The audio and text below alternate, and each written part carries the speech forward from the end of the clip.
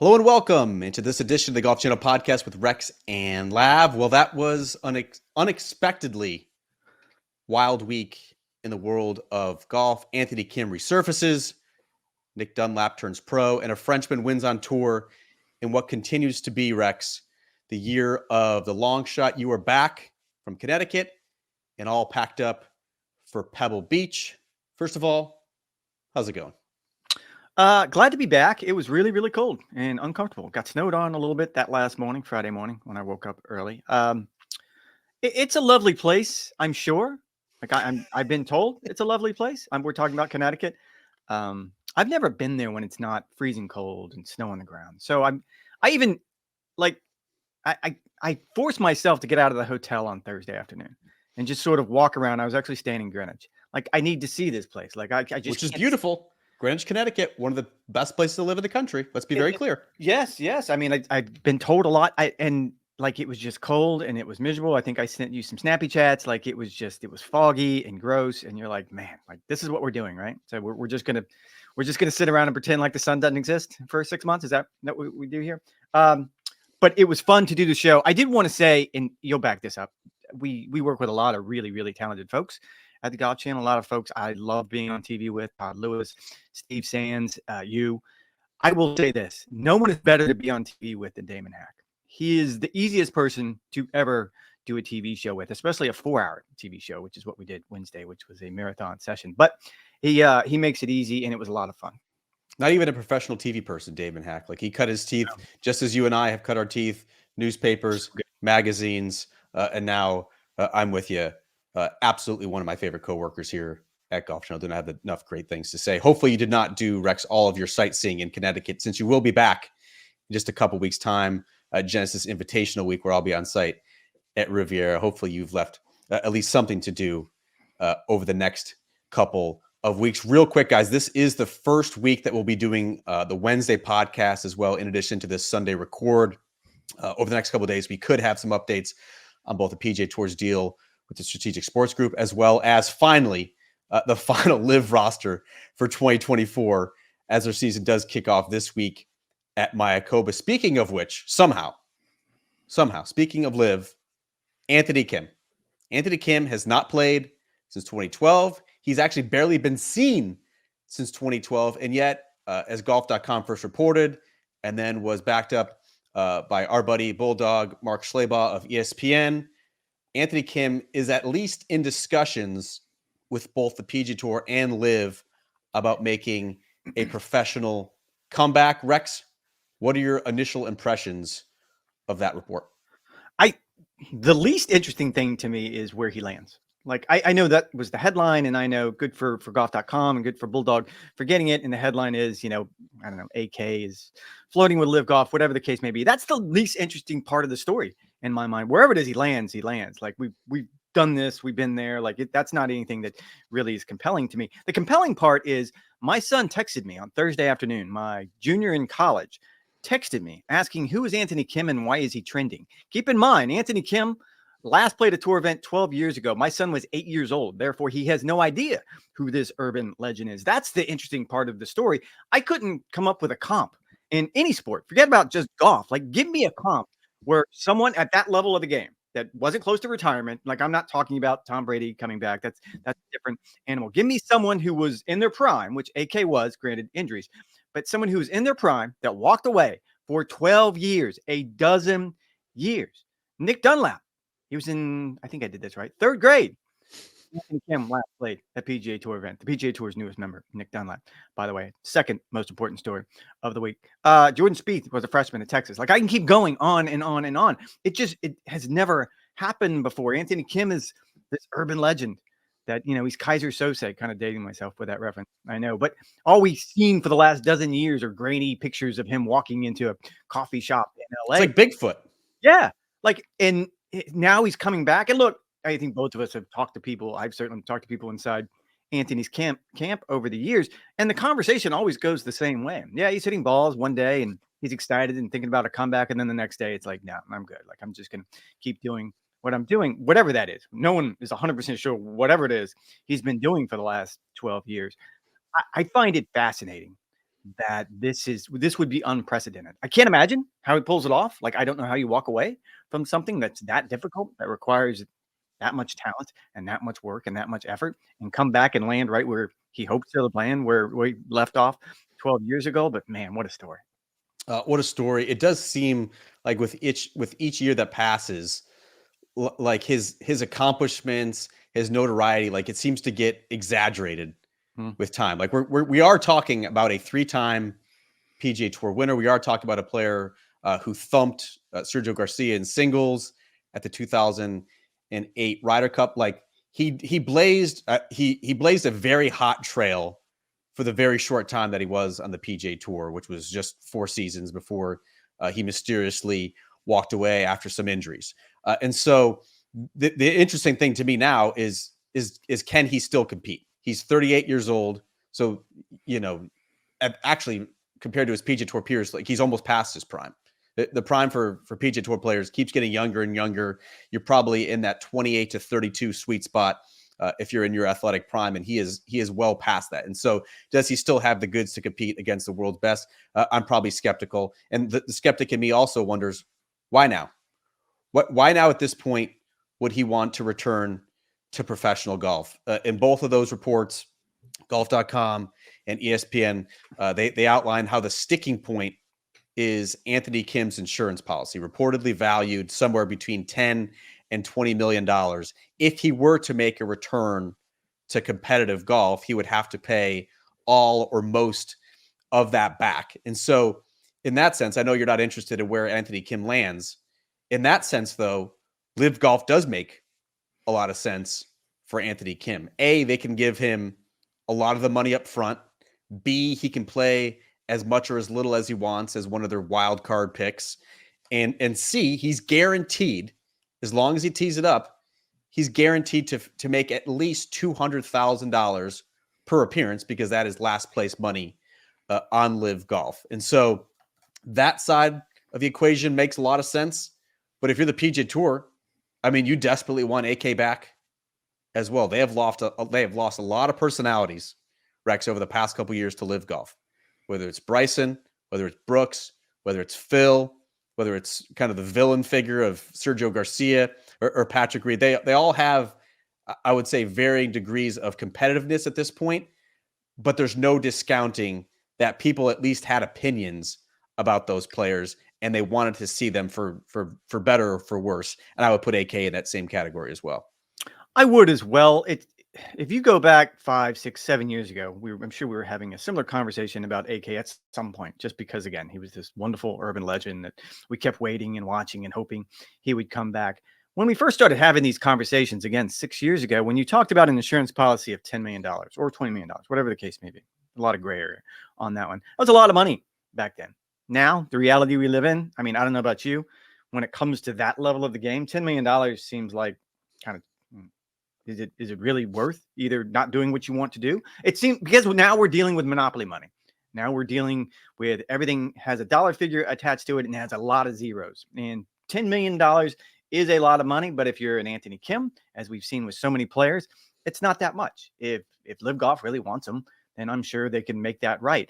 I would counter and say I don't necessarily agree with you and say that Live Golf is the obvious choice if this is just about mitigating that loss of $10 million or $20 million, because the way it works on the PGA Tour now, he would get plenty of sponsor exemptions. He'd get plenty of opportunities to make up that money. Like, it wouldn't be guaranteed. It wouldn't be upfront, but you have the opportunities to certainly make at least that much, if not more. Like, the money part, again, doesn't even interest me. This is all about, like, you saw the same video of his swing, I'm sure, earlier this week, and it looks fine.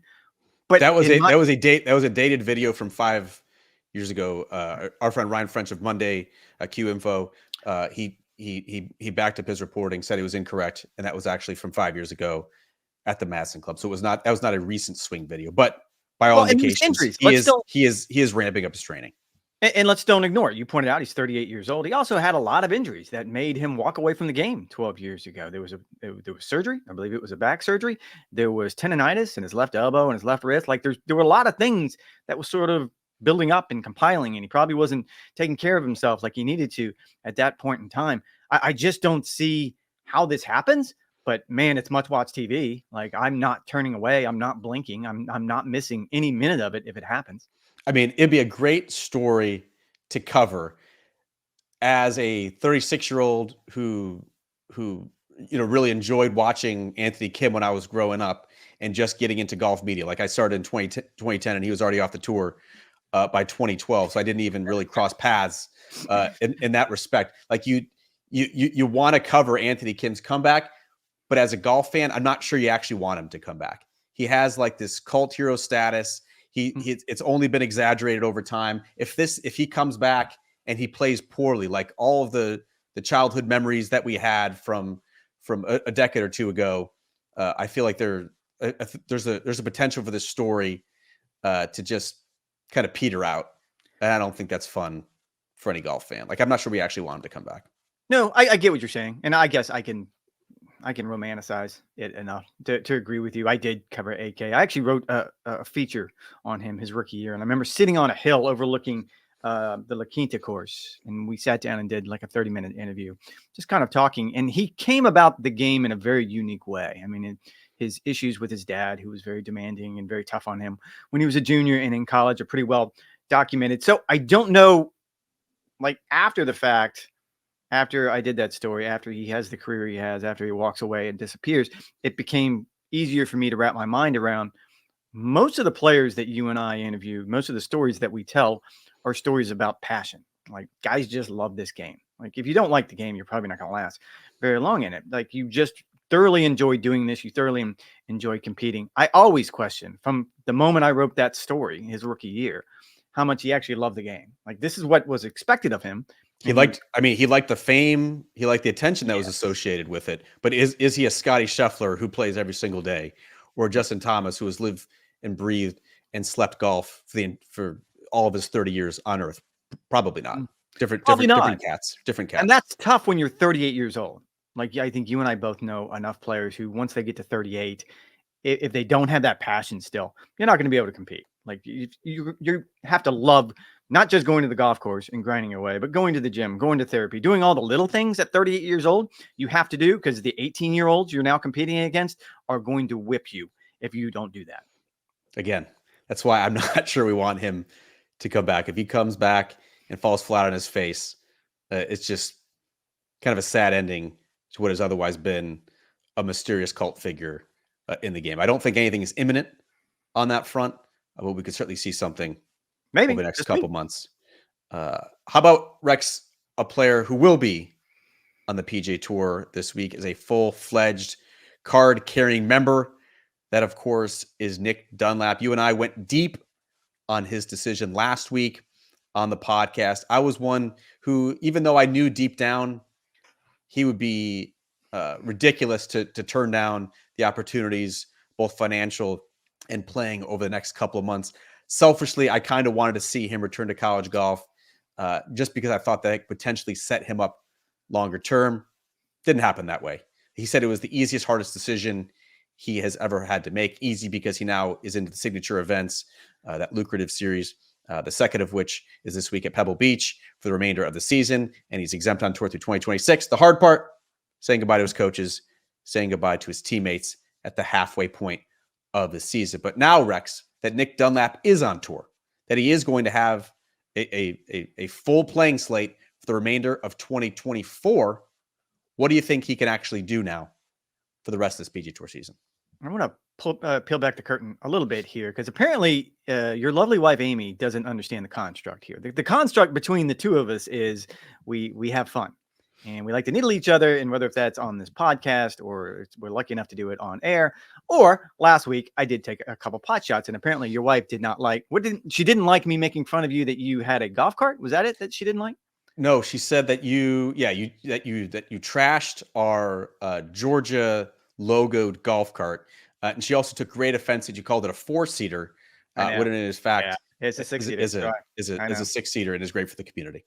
That is completely understandable, and I should be slapped on the wrist about that. But she understands the construct of we like going back and forth, and by that I use this as an example. That is by far one of your worst takes ever, that Nick Dunlap should stay in college. I think we can all agree with that. As I recycled it as the week went on and on and on, because that's all we talked about for Monday, Tuesday, and Wednesday pretty much was Nick Dunlap. And the idea that somehow my friend Ryan Lavner seems to think it's best if he goes back to school. And we can all agree that in this particular case, no. Like if it was a different time, different era, maybe I could have understand where you're coming from.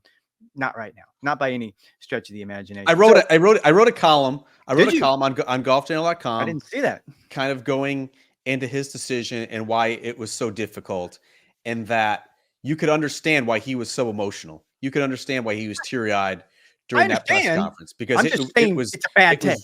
It was really tugging at him, and you could tell that his life had just gotten demonstrably changed overnight.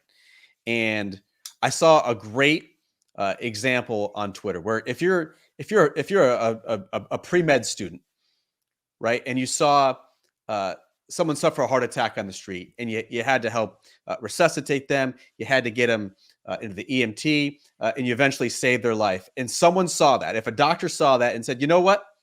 You did a phenomenal job. We're making you a doctor right now. Pack up your stuff and let's go. Let's go to Phoenix, and we're gonna work at some sort of hospital immediately." Your life had changed. You have friends. You have a routine. You have a schedule. You have goals.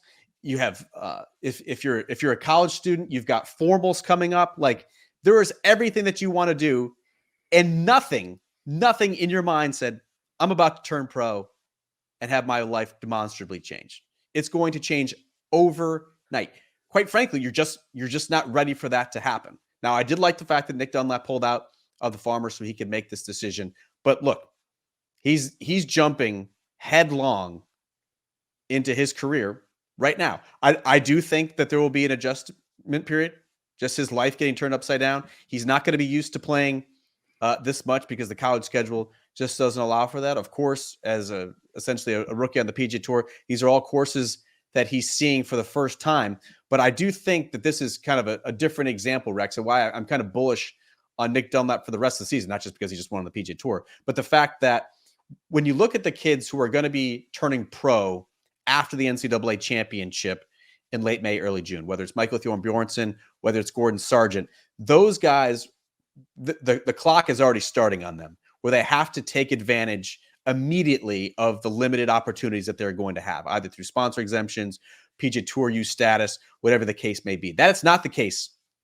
for Nick Dunlap. He now has a cushion. He now has an opportunity to learn. If he posts a couple of T45s, I don't think anyone is going to particularly care. The rest of the season is gravy. It's a bonus. And I think that's very beneficial for a 20-year-old coming out on the PGA Tour at this point in time. Well, and that's why the take was so bad. Like, again, this isn't 5 years ago when if you had got on a hot run as an amateur, you had to make a choice. Do I want to play the Masters? Do I want to hang around and try to play NCAA? Phil Mickelson won on the PGA Tour as an amateur. He went back not just Phil Mickelson didn't have to worry about getting into signature events. That's the difference now. The difference now is the clock was running from the moment he won the American Express. He essentially had 5 days to make this choice, because if not, you weren't going to maximize what you were going to get. By that, I mean, if he took up membership right now, he was going to get into every signature event, including Pebble Beach, which starts this week. And so that's why he had to commit. I will pull back the curtain a little bit more as well. You watched the press conference. I think a lot of people watched the press conference from Tuscaloosa. And I will say this. I don't remember that ever happening before either. And I'm not even saying, like, everyone when I brought this up said hello world and Tiger Woods. No, that was no. I mean, it was essentially like a college quarterback. Yeah. Yeah, like I don't ever remember that happening to any player. And I don't think, like, look, some people are going to think I'm bagging on Nick Dunlap. I don't think that's the way he would want to do it at all. If I guess Nick Dunlap had his choice, he would just assume, put something on social media and be done with it. This was probably, he got some good advice. However, there was some anxiety going into that press conference because we were going to run it live on Golf Today. And suddenly there was a lot of questions going on because he was kind of late getting to the stage, and there was a lot of speculation about, well, maybe he's not turning pro. I think we all assumed, okay, he's holding a press conference, he's going to play Pebble. So suddenly all of these things started cropping up. None of those things happened, and you can figure out what they were. But it is interesting, to your point, I actually am bullish And not just because he won the American Express, it's how he won the American Express. It's not as though you saw any real weaknesses. Like, look, I'm not going to sit here and pretend like I spent a lot of time picking apart Nick Dunlap's game when he was at Alabama, but just what I saw at the American Express, there were no weaknesses. Like, and I keep going back to Victor Hovland. Like, when he came out of college, he was really good, and he's one of those guys that was touched by the hand of God, with one exception: short game, needed to get better. As we've talked about endlessly on this podcast, he's turned that into one of the better parts of his game. I don't see any parts of the game. Now, maybe, to your point, it becomes a grind for him. You're right. This isn't college anymore. Like, he's going to have to play a lot of events over the next few months, and we'll get a better look and better gauge of exactly who he is. But right now, I don't see a weakness. Yeah, I'm with you. Like, he has all the tools. He has maximum ball speed with the driver. He's a very good iron player. I think most notably about him, talking to some of his coaches, talking to some of his teammates, like, this is one of the best putters they've ever seen. We obviously saw that with his record-setting performance at PGA West, but I think that can save him for some of these golf courses if his ball striking isn't quite up to snuff. He has just such a tidy short game, and so I do think there'll be a little bit of a learning curve over the next couple of months, but it's going to be very fun to see him, just as it's going to be very fun to see the Gordon Sargents of the world and the Michael Theo Bjornsons of the world as well. Sausage finger, please. Sausage finger. Thank you very much. I think you usually transition to that by saying sausage finger. It's one of your favorite things to do. I will come back around. And again, this is by way of apology to your wonderful wife, Amy. Of all your takes, that was a bad take. I will say that I actually gave you a monsoon of love last week, because I have come to the realization that we need to have more Wednesday through Saturday golf tournaments. And that was yours from a few years ago. I'm a huge fan. Like, look, we're not going to do it in the middle of the summertime when there's no football. If there's ever football, whether it's Saturday football or Sunday football, why don't we just do Wednesday through Saturday? Because that's glorious. I mean, we need it. I would put the entire first month of the season on this Wednesday through Saturday schedule. And look, there's still going to be stuff that's going on Saturday. They have the college football playoff game, which tends to fall on a Saturday. You're still going to have the wild card and the divisional round that's falling on Saturday. So there is going to be some conflict. I just don't see any PGA Tour event realistically going to a Tuesday through Friday to avoid it outright, because there's just, you're not just going to get the attendance numbers on site that you really want to get. But to actually clear the deck on Sunday is just, it's phenomenal. Yep. That's what you love to see. Now, we did, Rex, have golf, as you mentioned, on Saturday, and it was finishing up in prime time from Torrey Pines, where you and I have spent a lot of time, and an unlikely winner with Matthieu Pavon. It's actually a very good story. A journeyman type, 31 years old. He finally broke through at the Spanish Open last fall in what was his 185th career start on the PGA Tour. He then, a couple months later, birdied all the last four holes in Dubai to be among the top 10 players on the Race to Dubai standings, to then earn his PGA Tour card. All he's done in 2024 now is win in his third career start against a kind of an eclectic leaderboard on one of the PGA Tour's most stout courses. What else stood out to you from the week, either from Pavon's performance or the rest of the leaderboard at Torrey Pines? Two headlines that I actually saw yesterday. One is Pavon becomes the first Frenchman since World War II to win on the PGA Tour. Had no idea that was the thing. Like, if you'd have asked me, I mean, again, I guess you should have known in the back of your mind, but World War II is a long, long time ago. And so the idea that he did something that hasn't been done since then is really, really cool. The other one was another headline, and I'm not going to say the website that it was on, but it refers to the heroic shot that Pavon hit on the 18th hole, which is from the left rough. It was 145 yards, hits to about 8 feet. Makes phenomenal shot. If that was a Rory, would you call it heroic though? I'm taking exception. I don't think it was a heroic shot. I don't know what else was he going to do. I mean, you don't have another choice. He could have bailed outright. Certainly, he could have bailed outright.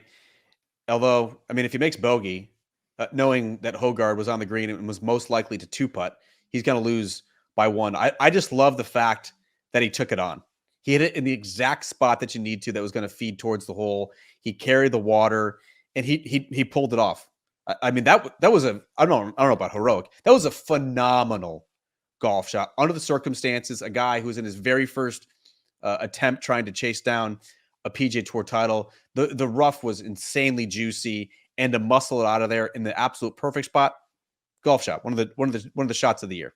Really good golf shot under the pressure, given the circumstances, everything that you just pointed out. Really good golf shot. Heroic?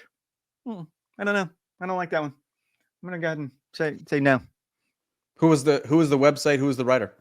I don't know. Which would the website be? Oh, I know where it was. It was NBCsports.com/golf. Oh no. You hate to see that. Yeah. Shout out Mercer Bags. Let's tag this one so we can get a good 25-18. Make sure you scribble that down. Heroic. I don't know about heroic. I would say gutsy. Gutsy shot. I mean, there's a lot of things you can do. Like, look, it was gritty. I don't know. Gritty. I don't even know. Clutch. Like, there's a bunch of different ways you could do it. Sure. I'm going to channel my inner Eamon Lynch. My guess is you have to do a roundtable on Monday morning on Golf Today. So this will be one of Eamon Lynch's topics. Is not so much that Pavon won. It's what it means for those Europeans who now get tour cards. He actually edged out Rasmus Højgaard to take that last tour card on the PGA Tour last year at the DP World Tour Championship.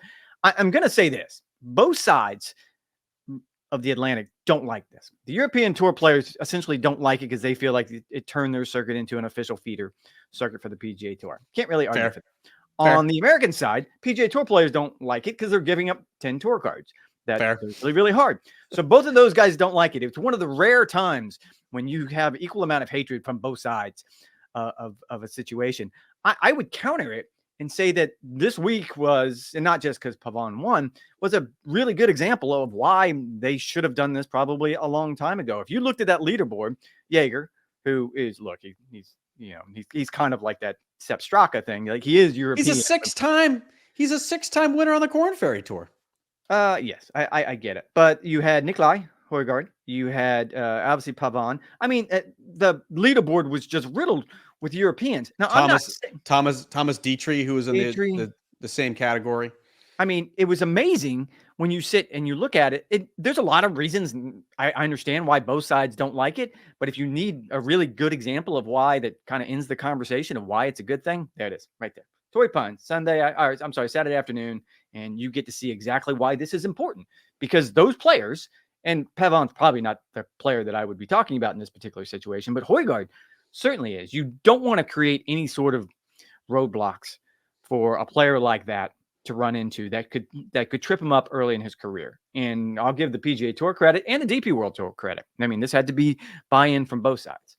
And I'll be very curious to see what the retention rate is for those European Tour graduates. We look at it every year on the Corn Ferry Tour, the guys who stick, the guys who are kind of in that middle, kind of that gray area for their entirety, whether they move up, whether they move back. I do think there's the potential. 10 might be a little too many. I'd probably side with 5, and I could understand why some PGA Tour loyalists are a little fed up with PGA Tour leadership at this point, because those guys have priority over the Corn Ferry Tour. That was kind of one of the big sticking points at the beginning of the season. If you were one of the top 10 European Tour players on the priority rankings, that was a higher than the PGA Tour's own feeder system in the Corn Ferry Tour and those 30 graduates. Again, that's getting far too into the weeds. But Matthieu Pavon's breakthrough at Torrey Pines, as well as Nicolai Højgaard's runner-up finish, I think was validation for this particular system. My big takeaway, actually I had 2 of them. Nicolai Højgaard's a stud. I mean, Rasmus, his twin brother, almost won on the DP World Tour in the exact same week. I love his swing. I love his game. I thought he was fantastic with Amanda Renner afterward, going into it. I hadn't heard him in kind of a press conference setting all that much in my career. I was blown away how articulate he was, how thoughtful he was. You can tell kind of the hunger that resides within him. It's going to be great to see the Højgaard twins both on the PGA Tour, which I do think will happen as early as 2025. But he is, I think, a great asset, and just 22 years old. Dude's a stud. Also, secondly, Rex, I really like Torrey Pines. I'm not sure the architecture wonks like it. It probably is a little bit one-dimensional. It's long. It's brutish. You have to kind of pipe it off the tee.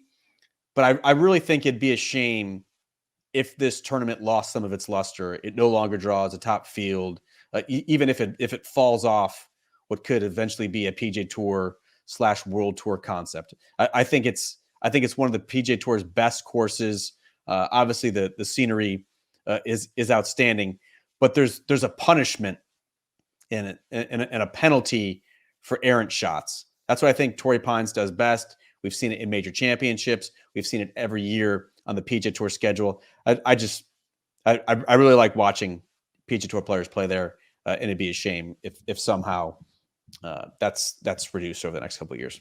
I actually looked this up. The field this year, according to the world ranking, is better than what it was last year. So keep in mind that we did have designated events, a little bit different scenarios than the signature events, the way they're spaced out, the fields, the way that works out. But I mean, I was kind of worried about the same thing that you just touched on. The idea that somehow Torrey Pines wouldn't be in this rotation of whatever a world tour schedule is going to look like. And we're assuming that's the way we're heading. I can't imagine how Torrey Pines isn't in that mix, because I'm with you. And I think we had this conversation over the first 3 weeks of the season when 20, 25, 30 under par was winning. And my comment was always, look, man, Torrey Pines is just around the corner. And then it's going to be Riviera. And then it's going to be Bay Hill. And then it's going to be TPC Sawgrass. Like, there's plenty of places where guys are going to have to grind and work hard. I don't mind the Birdie Fest. I will say this, and Todd Leonard, who is Golf Digest writer, longtime writer in San Diego, I actually wanted to get him on the record on this one. I'm more of a North Course guy.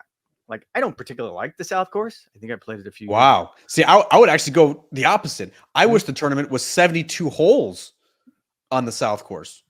I don't mind. No, let me take that back. As a PGA Tour event, I really like the South Course. Like, I enjoyed, like, the views are great. Like, it's second to none, but it's sort of the shot making that it requires from a PGA Tour pro. We saw it. I mean, we just got through talking for 5 minutes about the way Pavon played the 18th hole. I'm speaking just personally. If I lived in San Diego, I'm probably not playing the South Course very often. Like, I play the North Course totally. every day. Yeah. Oh yeah. It's much more fun. There's a greater variety. You still get some of the crazy scenic shots.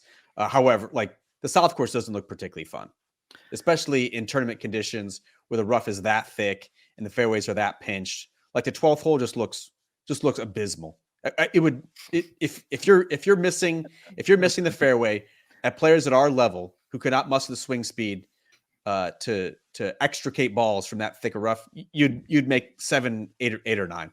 It's just a dead straight hole with just nothing but thick rough. Like, that doesn't look fun.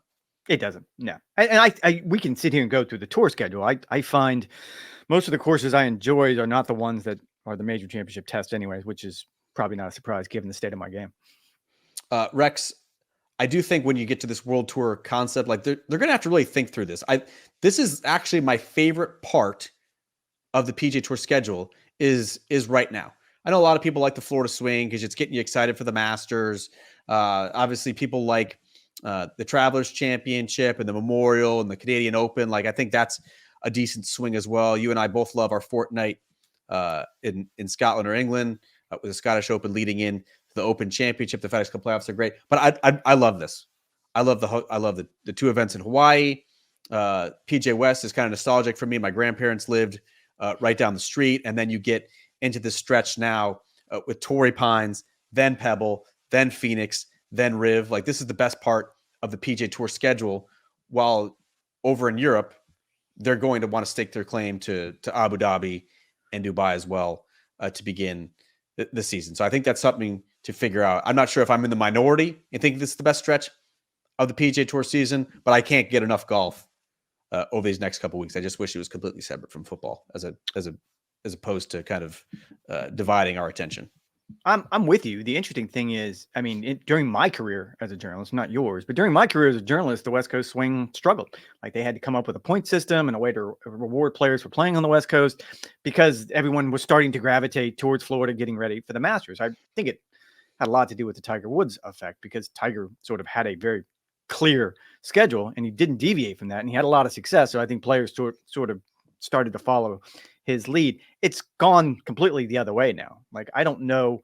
And look, this is a little bit different because of the times we live in, but we talked about how hard it was for guys to get into Sony. Like, it was a really, really good field at Sony. I think Torrey Pines was better than I expected. The American Express was better than I expected. Yes, next week at Pebble. You're right. Like, it's a really cool part of the schedule for a lot of reasons. One, I love the primetime finishes. Two, I don't know that you can really compare the golf courses. Like, I think this string of golf courses is probably the best collection we see on tour all season long.